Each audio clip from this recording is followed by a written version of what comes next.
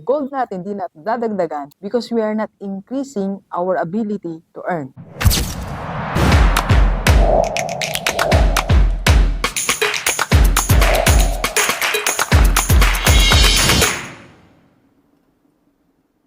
Okay, Gilbers, share natin yung isa sa paborito kong books, The Message, The Richest Man in Babylon. Ewan ko kung nabasa mo na to, pero ako siguro ika-fifth ko ng pagbasa to. And bawat basa ko sa kanya, napapatanong din ako eh. One of the questions kasi, in the beginning of the book, one question na itinatanong here is, what's the matter? What's the matter? Bakit wala akong gold? Ba't yung iba may gold? Hindi ba natatanong na rin natin, what's the matter? Or ano bang problema? Bakit yung iba maraming gold? Bakit ako wala akong gold? O bakit yung iba maraming pera? Ba't kaya ako konting pera ko?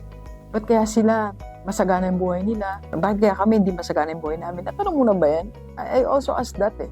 Maliit pa lang kami, tinatanong ko na yan, sumasagi na sa isipan ko eh. Bakit kaya sila masaya sila? Bakit kaya sila may masaganang pagkain?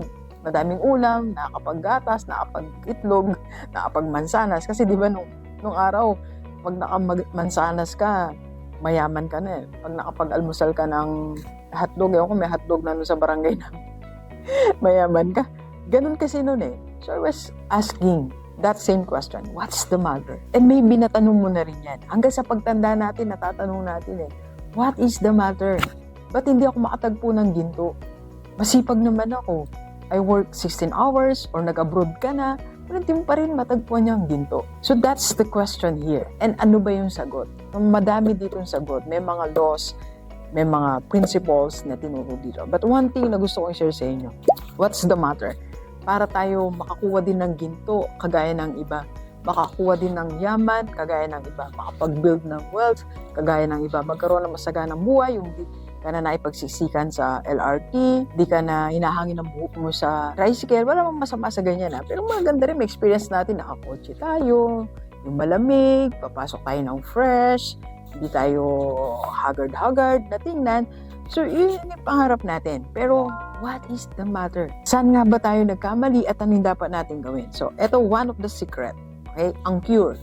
Sabi po dito ay cure. Ito yung gamot. So, parang sinasabi na meron tayong dapat gamutin sa sarili natin. Okay? So, isa po dito, ito, the seventh cure is increase thy ability to earn.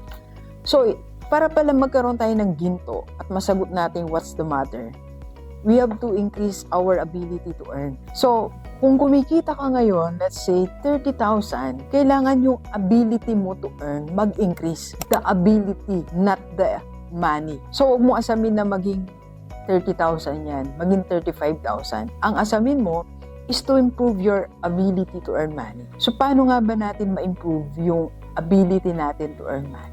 Alam mo kung ano first na dapat natin gawin? Improve natin kung ano pa yung kaya mong gawin. Meron pa kasi tayo kayang gawin. Naalala ko yung one of the books ni Brother Bo. Sabi niya doon, yung rule ng 100%, the 100% and 20-70 rule na yung prosperity formula niya. Yung 100% doon, that is your ability to earn. Yung kinikita mo ngayon, hindi pa yung maximum na kaya mong kitain. You have to increase that ability. So for example, kumikita ka ng 30,000. That 30,000 is not yet your maximum. Hindi pa yun yung ability mo to earn. So to increase your ability is kailangan dagdagan mo unang-una yung kaalaman natin. I-widen mo pa yung kaalaman mo. Ilisya mo yung kaalaman mo. Kung meron tayong alam na maraming concept, maraming formula, so ilisya mo dun sa how to earn money. For example, meron kang maliit na negosyo. So, to increase your income there, dapat dagdagan mo yung alam mo dun sa negosyo na yun. Okay? So, halimbawa, kumikita ka naman sa skill mo.